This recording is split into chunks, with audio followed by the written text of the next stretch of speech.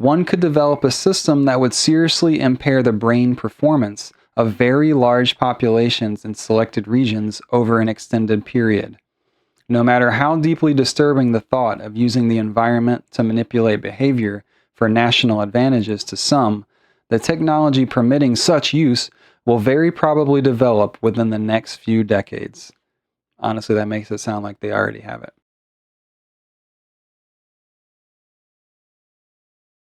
Welcome to part 3 of my reading and analysis of Between Two Ages, America's Role in the Technetronic Era by Zbigniew Brzezinski. We're picking up on page 19 if you want to read along.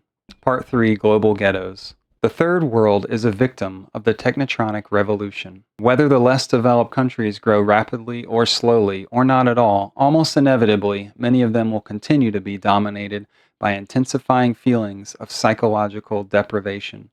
In a world electronically intermeshed, absolute or relative underdevelopment will be intolerable, especially as the more advanced countries begin to move beyond that industrial era into which the less developed countries have as yet to enter. It is thus no longer a matter of the revolution of rising expectations. The Third World today confronts the specter of insatiable aspirations. At one time in history, seemingly insoluble problems prompted fatalism because they were thought to be part of a universal condition. Today, similar problems stimulate frustration because they are seen as a particular phenomenon by which others, more fortunate, are not afflicted. The plight of the urban ghettos in the United States provides an appropriate analogy to the global position of the less developed countries, particularly in Africa and Asia. Their problem is not that of the absence of change. In some cases, it is not even that of insufficiently rapid change, because in recent years, several underdeveloped countries have attained impressive and sustained rates of growth. South Korea, Taiwan, Ghana, for example. Rather, their problems arises from an intensifying feeling of relative deprivation, of which they are made more acutely aware by the spread of education and communications. As a result, passive resignation may give way to active explosions of undirected anger. He's basically saying that people in undeveloped countries will start to feel jealous of people in the more advanced countries, and because of media, it'll be in their faces all the time, so they'll start to get very upset about that. Prospects for change. It is extremely difficult to predict the economic and political development of the underdeveloped countries. Some of them, especially in Latin America, may make respectable progress and may, within the next 2 decades, reach the economic levels of the currently more advanced states.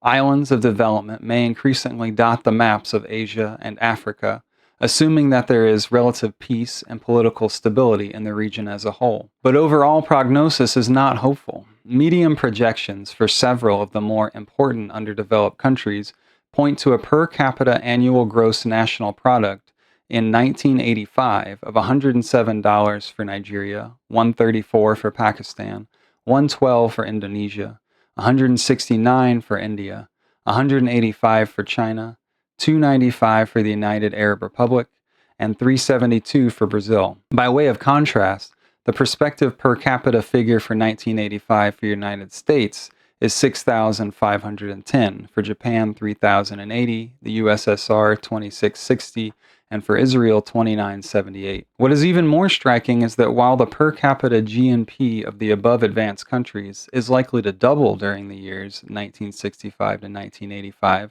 for a single Nigerian the per capita GNP will have increased by only 14, for a Pakistani by 43, for an Indonesian by 12, for an Indian by 70, for a Chinese by 88, for an Egyptian by 129, and for a Brazilian by 92 during the same 2 decades of development.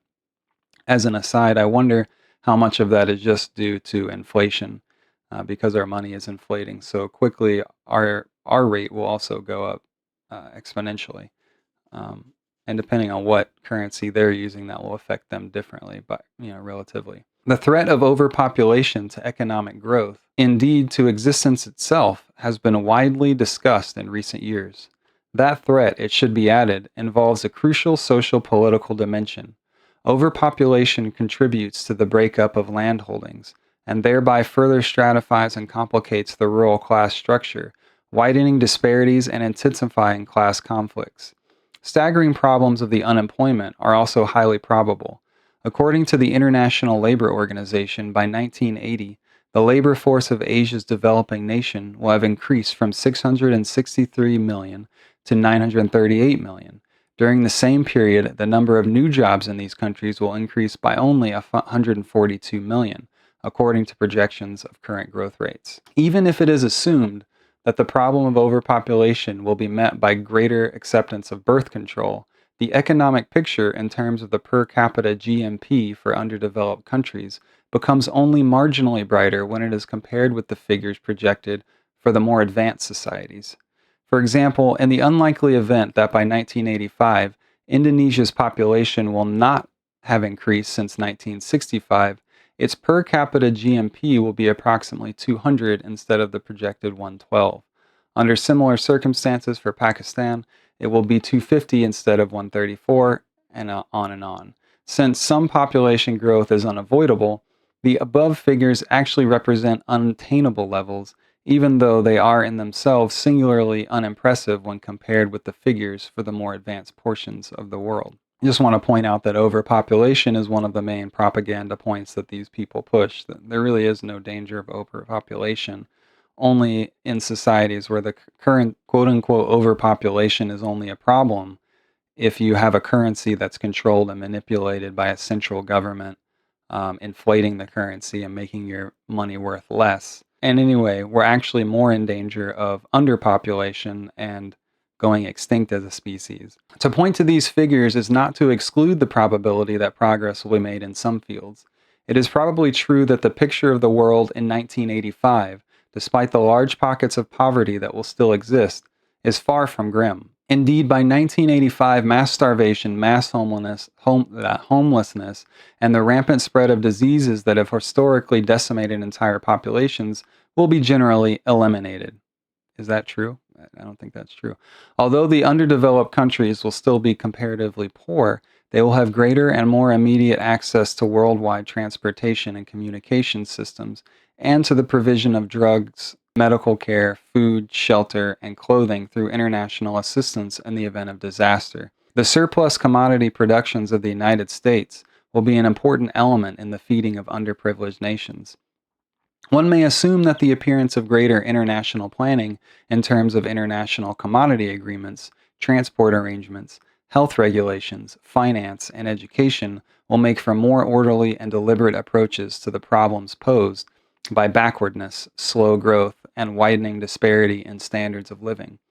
The increasing communications intimacy will permit instant responses to sudden emergencies and allow for continuous long-distance visual consultation by specialists. In the event of need, aid could be mobilized and ferried across the globe in no more time than is now needed to respond to an internal national calamity, or even an urban one. The agricultural revolution in Asia is already challenging the recently fashionable predictions of mass hunger and starvation. Mass educational campaigns and the introduction of new cereals and fertilizers have prompted an impressive upsurge in productivity. Within the next few years, Pakistan, the Philippines, and Turkey may become grain exporting states. Thailand and Burma already have. The cumulative effect of such successes may well be to bolster the confidence of national leaders and their ability to handle other seemingly insoluble problems. It may also strengthen the faith in modern technology and its potential for improving the well-being of their people.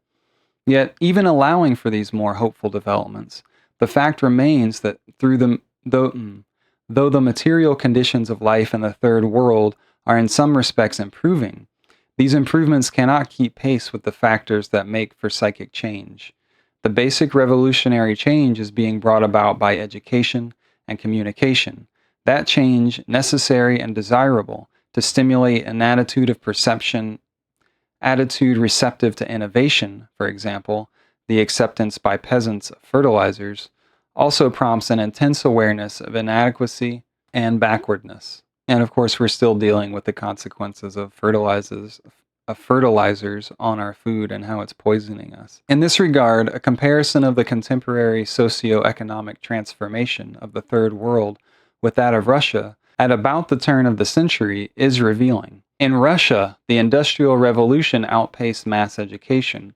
Literacy followed, rather than preceded, material change. The revolutionary movements, particularly the Marxist one, strove to close the gap by politically educating, hence radicalizing the masses. Today in the Third World, a subjective revolution is preceding change in the objective environment and creating a state of unrest, uneasiness, anger, anguish, and outrage. Indeed, it has been observed that the faster the enlightenment of the population, the more frequent the overthrow of the government. This gap between awakening mass consciousness and material reality appears to be widening. In the years 1958 to 1965, the income per capita of an Indian rose from 64 to 86, and that of an Indonesian from 81 to 85. The income of an Algerian declined from 236 to 195. The percentage of the economically active population in fields other than agriculture grew substantially only in Algeria, from 10% to 18%. Housing, physicians per thousand inhabitants, and personal consumption did not show significant advances for the major backward areas. In some, they even showed a decrease. And just going back to the Marxist revolution, that was also a manipulated event, funded in large part by the West, and specifically Wall Street, and was manipulated by intelligence agencies, even from other countries. The subjective transformation. Although objective conditions change slowly, the subjective environment altered rapidly. Spectacular advances came primarily in two fields: communication and education. The number of radios in India quadrupled between 1958 and 1966. Elsewhere in the Third World, the figures have doubled or tripled. The television age is only beginning in these regions, but both transistor radios and television will no doubt become generally available there in the next 2 decades. Just replace transistors and radios with cell phones these days. Access to higher education has also grown rapidly. In India, between 1958 and 1963, the increase was roughly 50%.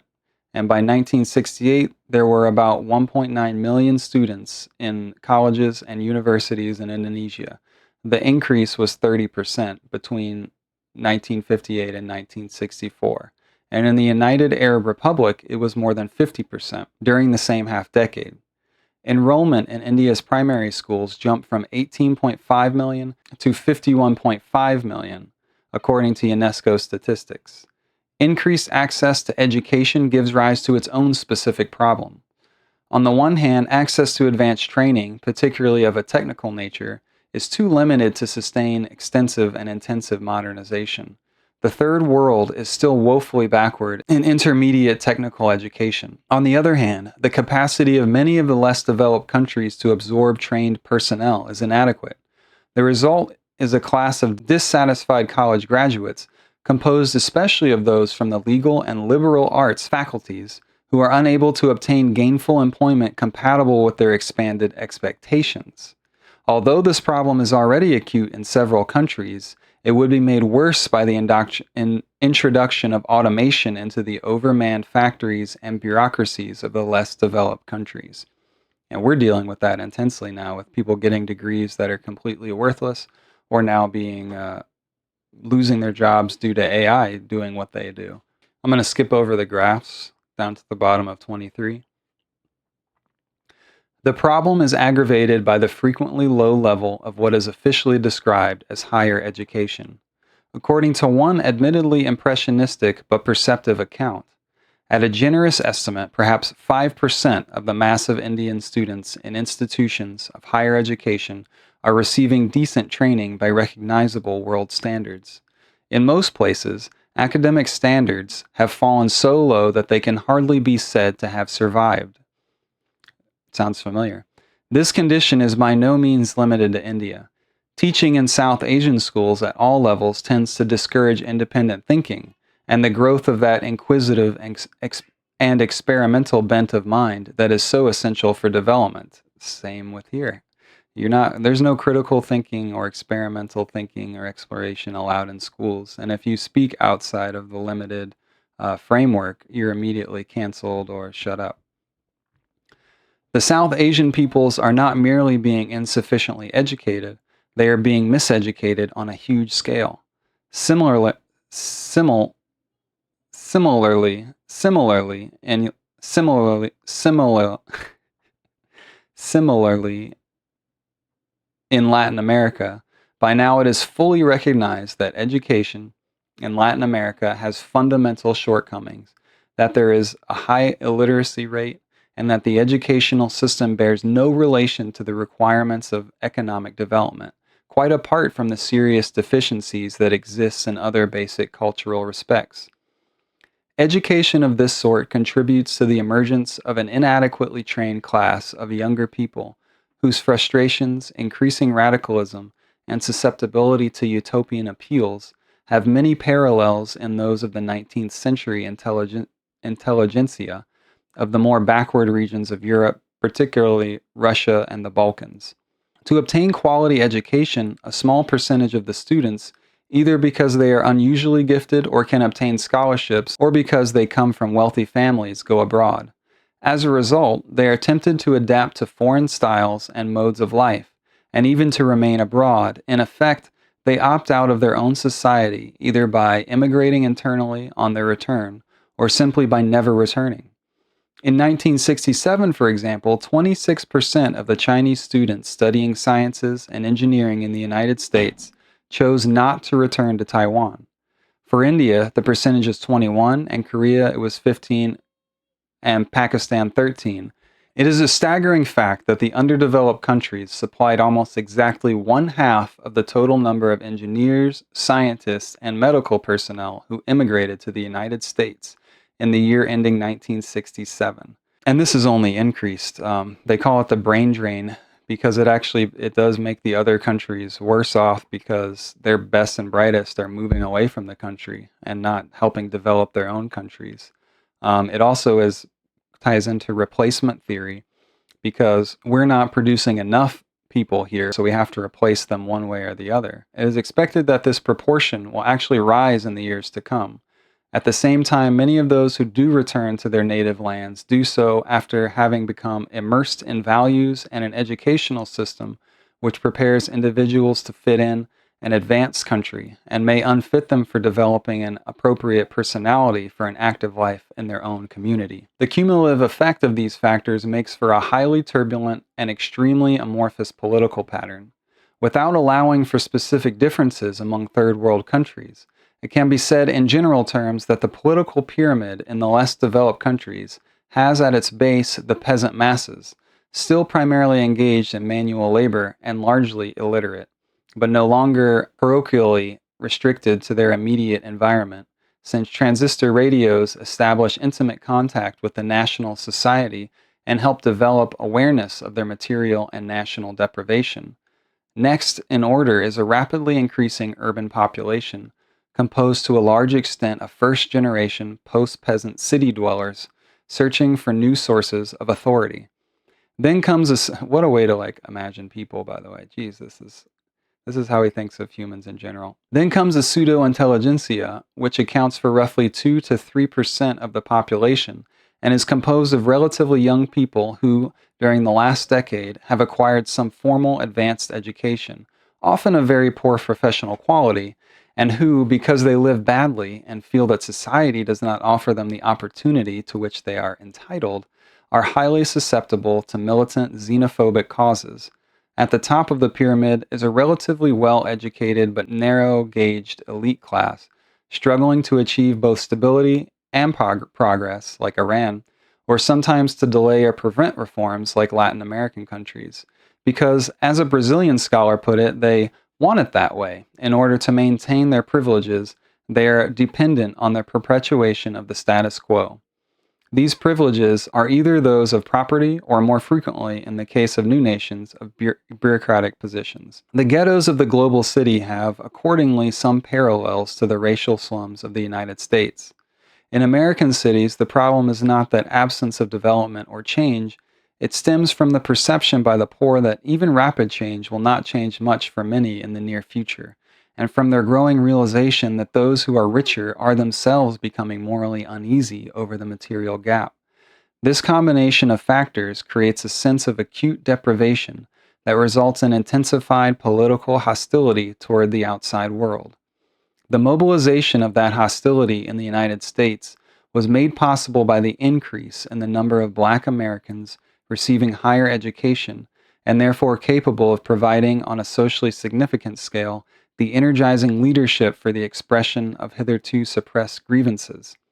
Another factor was the rapid growth in the number of Black Americans living in cities, and therefore release from the lethargy of traditional white-dominated rural existence and brought into direct contact with the white community, which, although essentially conservative, has become increasingly ambivalent in its values.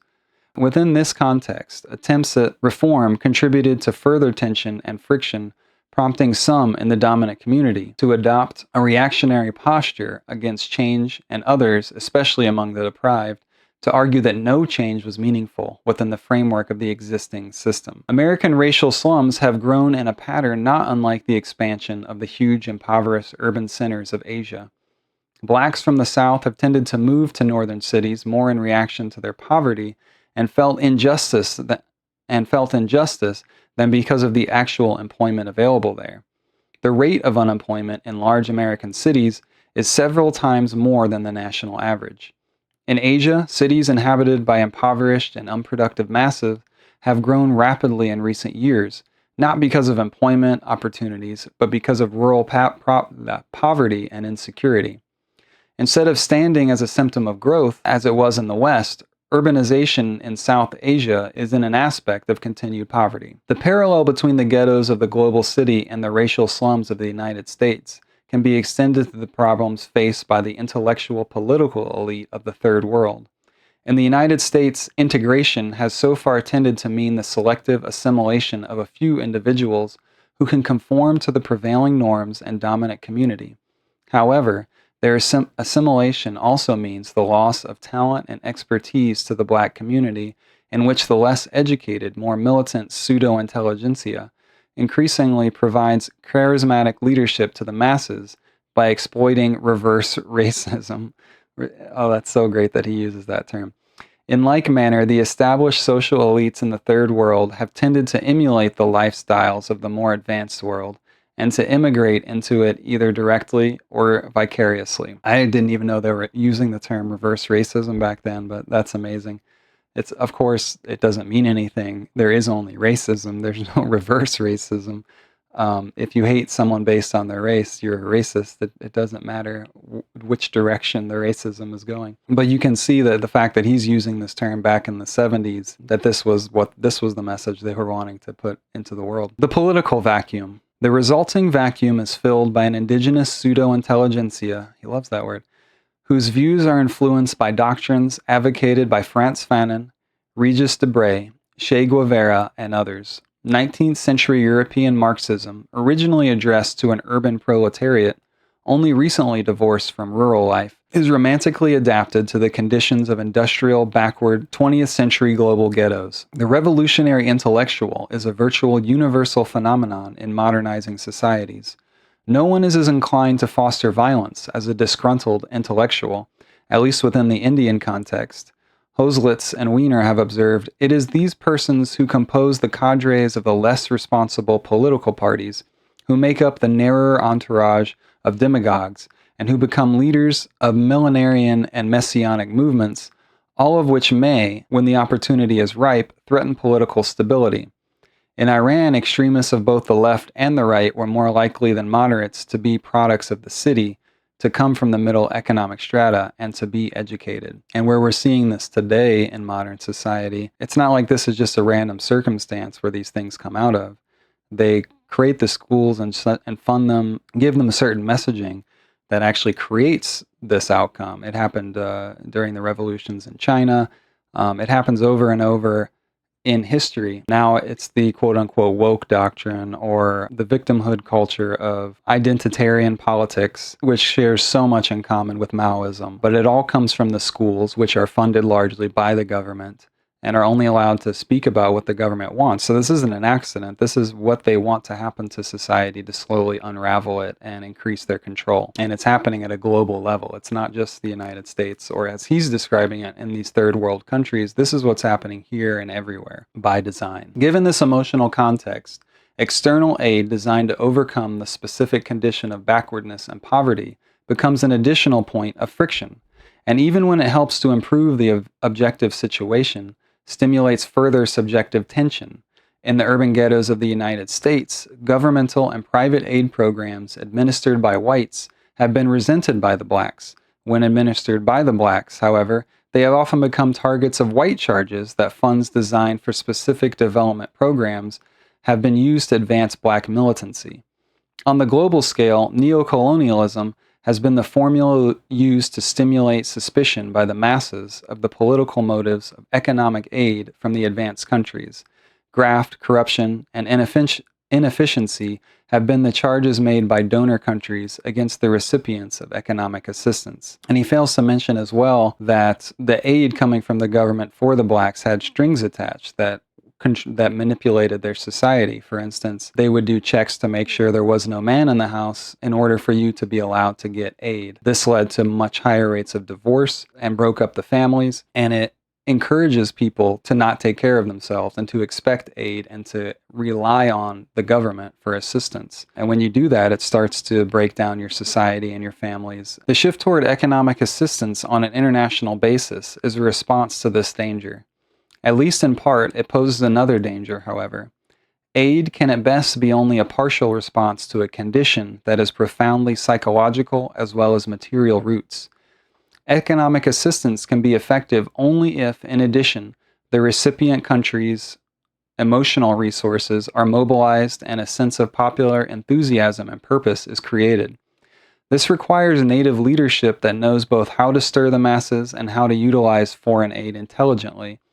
Such leadership is rare. When it does exist, it frequently tends to be unresponsive to foreign interests and advice, and thus stimulates foreign resentment. The difficulties faced by the United States in dealing with Nasser and Ayub Khan, who were not only promoting but also responding to the emotionalism of their own masses, are cases in point. He's also just describing how rich countries or how the World Bank, IMF, control poor countries by giving them loans and supposedly aid that benefit them, but it comes again with strings attached. And he says it comes with resentment. Of course it does, because you're manipulating and controlling their country and mostly giving money to the people who are already in power and rich, who then don't actually give it to their citizens. Moreover, even Aura goes directly to terrorism and funding things like that, like all the aid to Israel. That's just going to blow people up.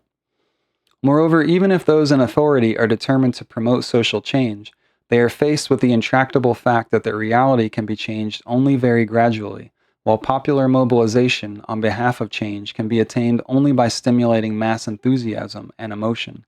The rulers thus confront a dilemma. To admit the reality of the slowness of change is to deprive themselves of the support of the masses and to yield the political initiative to radicalize demagogues, to mobilize the masses on behalf of unattainable goals, is to court an eventual explosion. Unless that mobilization becomes a vehicle for subordinating the masses to centralized bureaucratic control of the sort that communist leaders provide most effectively. Wow, he's making an argument for centralized bureaucratic control and for communism. Furthermore, to obtain the support of the purported and more educated groups, the reform planners often have to tread most warily in order not to disrupt the traditional social order. They permit the laws to contain loopholes of all sorts and even let them remain unenforced. The distance between promise and attainment thus tends to widen. The prospect is that feelings of intensive resentment will most likely grow as the gap between the third world and the developed world widens. Indeed, they will probably intensify as by the year 2000, the spectrum expands and ranges from the few most advanced, most industrial technetronic states, the United States, Japan, Sweden, and Canada, to the dozen or so mature industrial states, only then approaching the present levels of the United States, to the 10 to 15 currently underdeveloped states that by 2000 will have reached the levels of the currently less advanced early industrial states, to the large group about 60 still in the pre-industrial stage, and finally to those remaining still in extremely primitive conditions.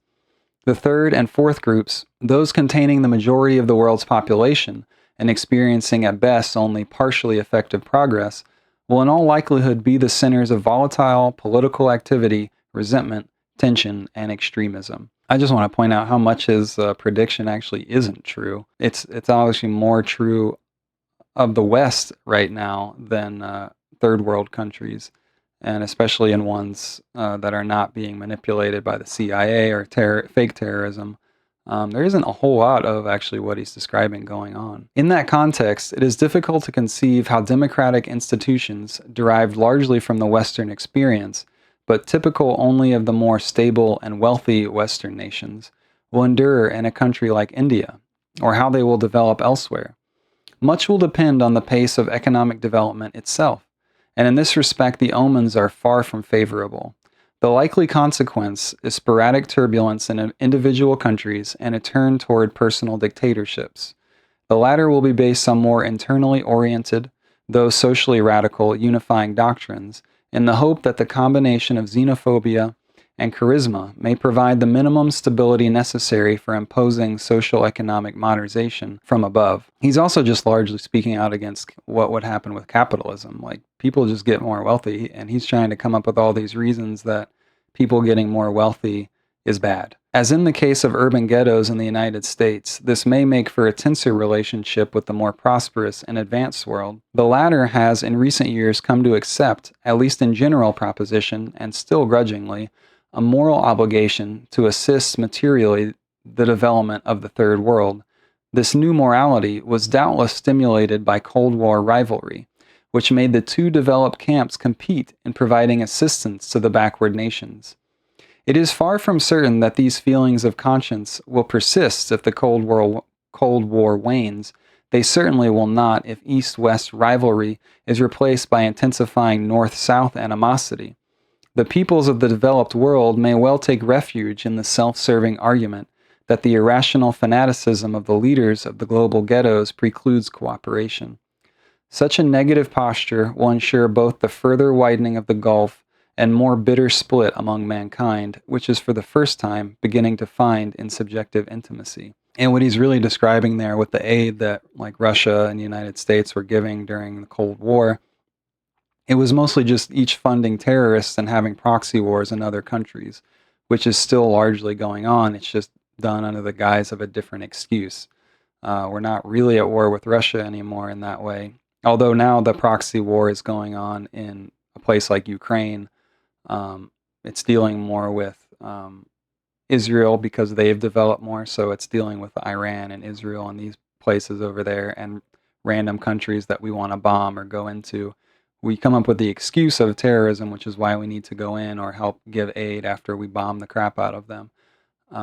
There's no morality about it. It's just how they're manipulating the global stage. And he's basically providing cover here by trying to paper over the real reasons these things are going on. Section 4. Global fragmentation and unification. The cumulative effect of the Technetronic revolution is contradictory. On one hand, this revolution marks the beginnings of a global community. On the other hand, it fragments humanity and detaches it from its traditional moorings. The Technetronic revolution is widening the spectrum of the human condition. It intensifies the gulf in the material condition of mankind, even as it contracts mankind's subjective tolerance of that disparity. Though differences among societies gradually develop in the course of human history, it was not until the Industrial Revolution that these differences became sharp. Today, some nations still live under conditions not unlike those of pre-Christian times, and many live in circumstances no better than those of the Middle Ages. Yet soon a few will live in ways so new that it is now difficult to imagine the social and personal ramifications. The result could be a profound three-way split in the attitudes and views of mankind. The coexistence of agrarian, industrial, and new technotronic societies, each providing different perspective on life, would make understanding more difficult at the very time it becomes more possible, and it would render the global acceptance of certain norms less likely even as it becomes more imperative. I mean, he is right how technology connects us and keeps us separate. Fragmented congestion. This three-way global split could further strain the already weak fabric of social and political order and result in domestic and therefore possible international chaos. Growing anarchy in the Third World would very likely involve racist and nationalist passions. At the very least, these would create major pockets of disruption and chaos in the world. At worst, Third World instability would draw the more developed nations into potentially antagonistic forms of the involvement that could have the same effect on American-Soviet relations as Balkan conflicts had on European order prior to World War I. In the most advanced world, the tension between internal and external man, between man preoccupied with his inner meaning and his relationship to the infinite, and man deeply involved in his environment and committed to shaping what he recognizes to be finite, prompts an acute crisis of philosophic, religious, and psychic identity. The crisis is aggravated by the fear that man's malleability may permit what was previously considered immutable in man to be undermined. The explosion in scientific knowledge poses the danger of intellectual fragmentation, with uncertainty increasing in direct proportion to the expansion in what is known. The result, especially in the United States, is an accelerating search for new social and political forms. The impact of the United States as the first global society reflects these conflicting tendencies. Though the United States searches for global stability and devotes its enormous resources to preventing revolutionary upheavals, its social impact on the world is unsettling, innovative, and creative.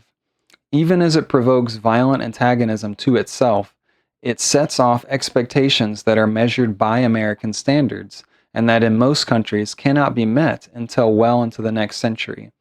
It accelerates the unification of other societies, not only because regionalism has since the 1960s become Washington's professed foreign policy formula, but also because other nations see it in unification the best weapon for combating American influence.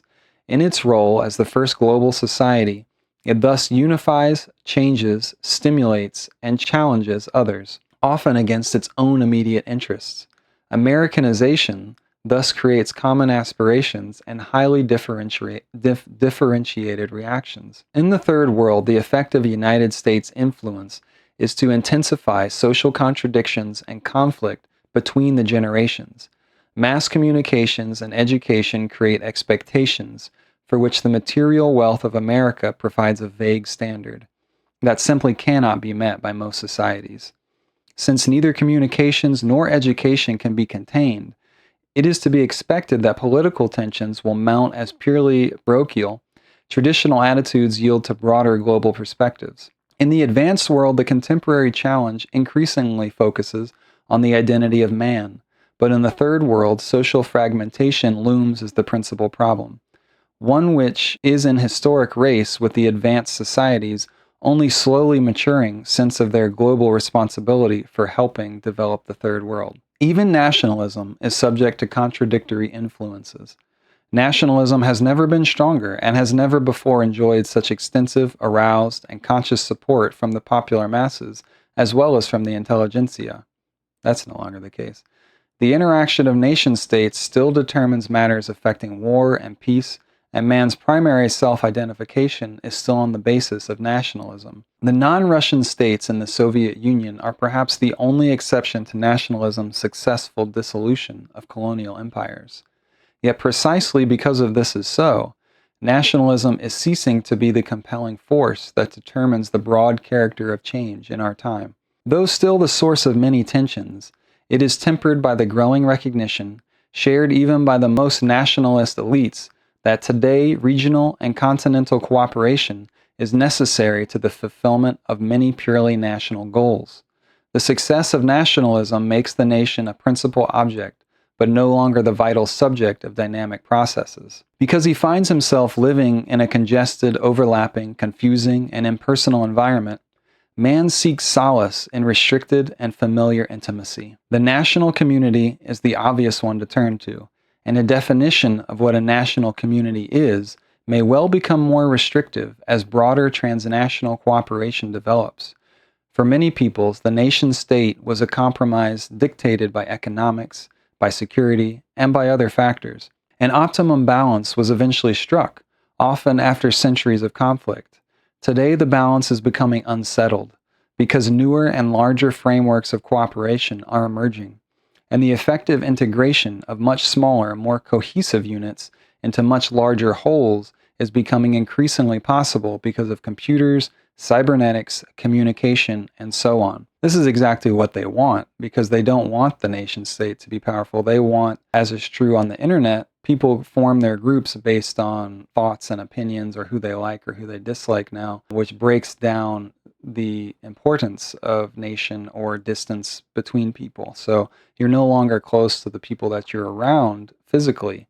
You're close to people who could be anywhere in the world, which actually fragments you in a crisis because you're actually by yourself when it comes down to it. As a consequence, the Flemings and the Walloons in Belgium, the French and English Canadians in Canada, the Scots and the Welsh in the United Kingdom, the Basques in Spain, the Croats and the Slovenes in Yugoslavia, and the Czechs and Slovaks in Czechoslovakia are claiming, and some of the non-Russian nationalists in the Soviet Union and the various linguistic ethnic groups in India may soon claim that their particular nation-state no longer corresponds to historical needs. On a higher plane, it has been rendered superfluous by Europe or some other regional common market arrangement, while on a lower plane, a more intimate linguistic and religious community is required to overcome the impact of the implosion-explosion characteristic of the global metropolis. This development is thus not a return to the emotions or to the ecstatic style of 19th century nationalism, even though there are many superficial analogies to it. It takes place, by and large, in a context that recognizes the current necessity for broader cooperation on a level above the national. It accepts as an ideal the functional integration of regions and even whole continents. It is a reflection of the desire for a more defined sense of personality in an increasingly impersonal world, and of the changed utility of some of the existing state structures. This can even be said of Gaullism, which has often been described as a throwback to 19th century nationalism.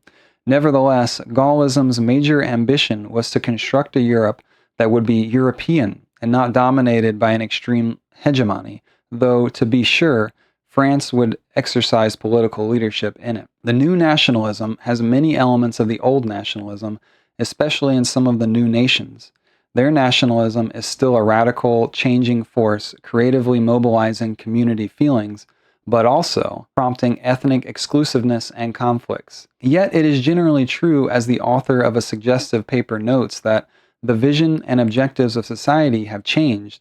Today, a new concept of man and his world is challenging the concepts of the Renaissance, which have guided man's behavior for the past 500 years.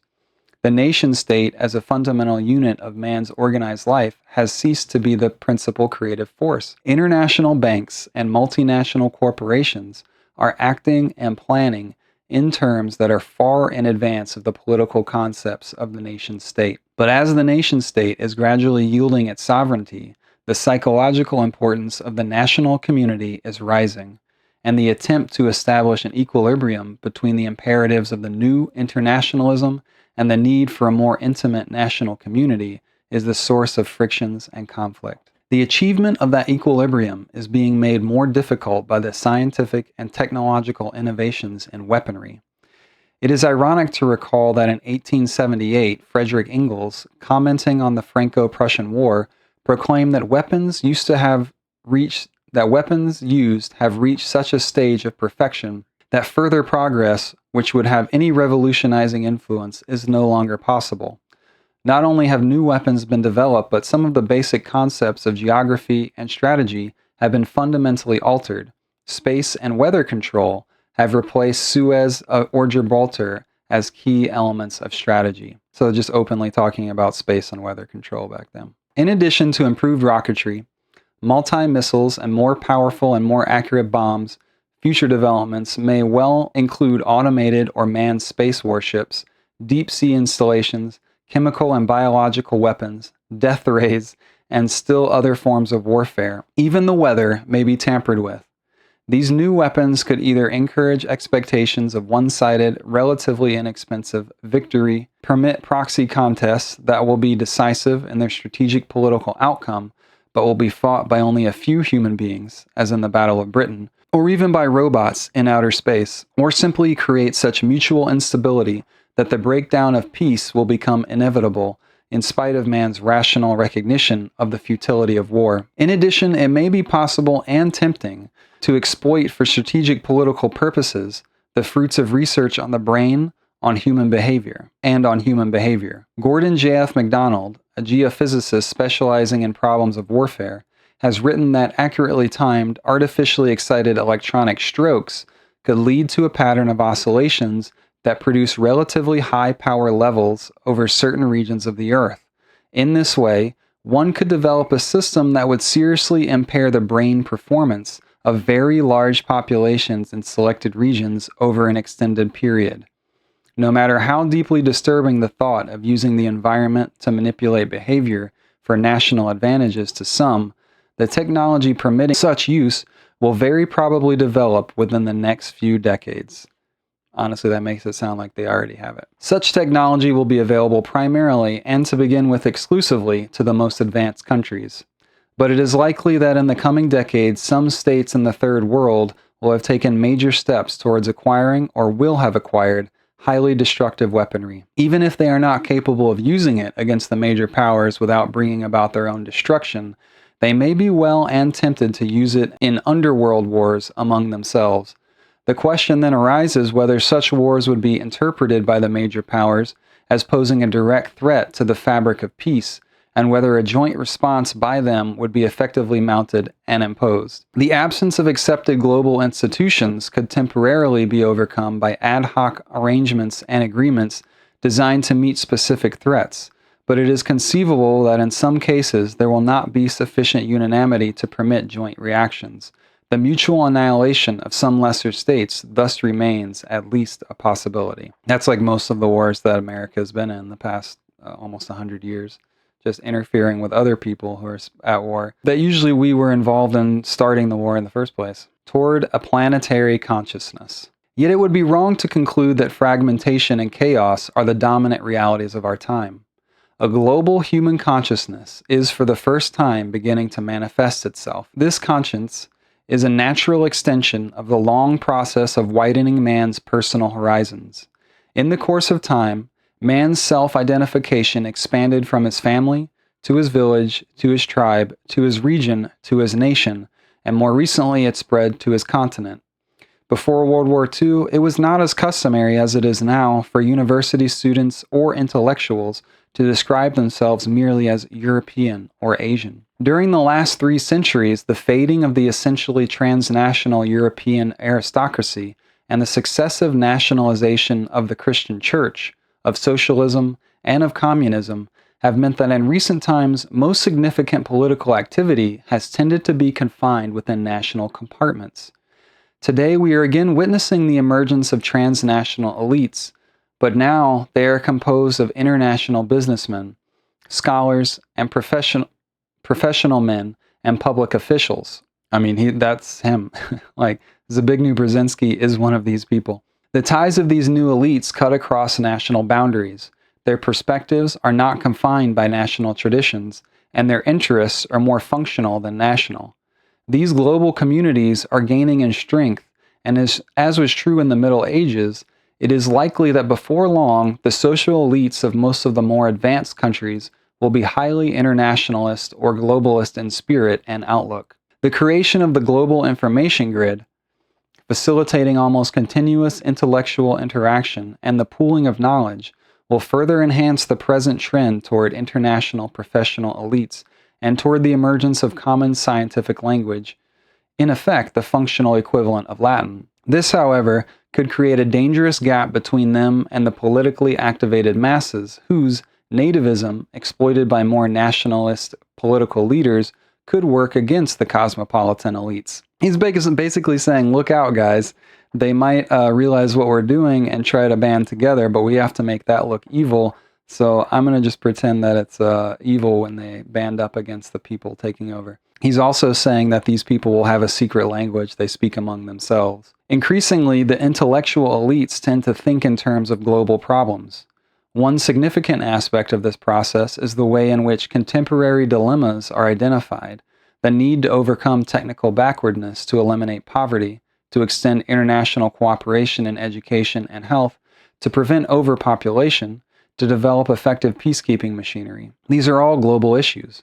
Only 30 years ago, they were simply not in the forefront of public attention, which was riveted at the time on much more specific regional, national, and territorial conflicts. The Technetronic revolution creates conditions that increasingly make possible global responses to these needs and to human suffering in general.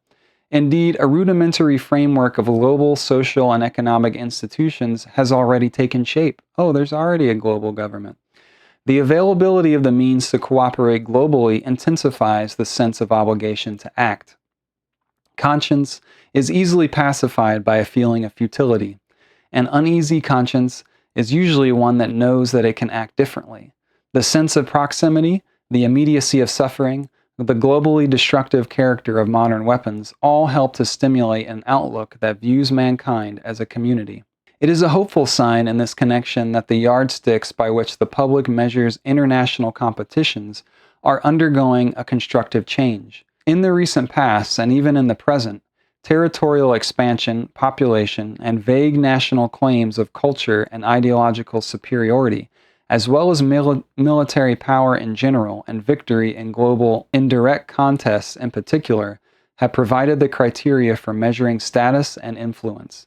Gradually, these are giving way to rivalry in GNP figures, per capita income, and consumption data, educational opportunities, creative and scientific attainments, research and development, standards of health and nutrition, and even competitive national Olympic scores, to say nothing of the space race between the two superpowers. To anyone living in 1914, the current international rivalry in producing more impressive charts and in defining new indices for measuring national status would be well nigh incomprehensible. At that time, nationalist geopolitics provided a more direct appeal. Today, a different orientation is becoming dominant. Social problems are seen less as the consequence of deliberate evil and more as the unintended byproduct of both complexity and ignorance.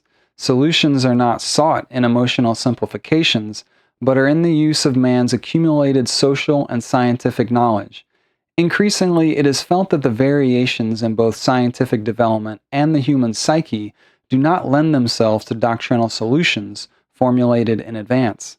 In addition, the unanticipated consequences of the discoveries of science have produced, especially in the more advanced countries, an awareness that the basic issues facing man have a common significance for human survival, irrespective of international internal diversity. The concern with ideology is yielding to a preoccupation with ecology. Its beginnings can be seen in the unprecedented public preoccupation with matters such as air and water pollution, famine, overpopulation, radiation, and the control of disease, drugs, and weather, as well as in the increasingly non-nationalistic approaches to the exploration of space or of the ocean bed. There is already widespread consensus that functional planning is desirable and that it is the only way to cope with the various ecological threats. Furthermore, given the continuing advances in computers and communications, there is reason to expect that modern technology will make such planning more feasible. In addition, multispectral analysis from Earth satellites holds out the promise of more effective planning in regards to Earth resources. The new global consciousness, however, is only beginning to become an influential force. It still lacks identity, cohesion, and focus. Much of humanity, indeed the majority of humanity, still neither shares nor is prepared to support it. Science and technology are still used to buttress ideological claims, to fortify national aspirations, and to reward narrowly national interests. Most states are spending more on arms than on social services, and the foreign aid allotment of the two most powerful states is highly disproportionate to their asserted global missions. Indeed, it can be argued that in some respects the divided, isolated, and compartmentalized world of old had more inner cohesion and enjoyed greater harmony than the volatile global reality of today. Established cultures, deeply entrenched traditional religions, and distinctive national identities provided a stable framework and firm moorings. Distance and time were the insulators against excessive friction between the compartments. Today, the framework is disintegrating and the insulants are dissolving. The new global unity has yet to find its own structure, consensus, and harmony. And of course, that's all what they've tried to do, is build that up to create that false unity and these false crises that we have to unite together to build their new world order. Anyway, this has been part 3 of Between Two Ages. Tune in next time and we will start chapter 2, The Age of Volatile Belief.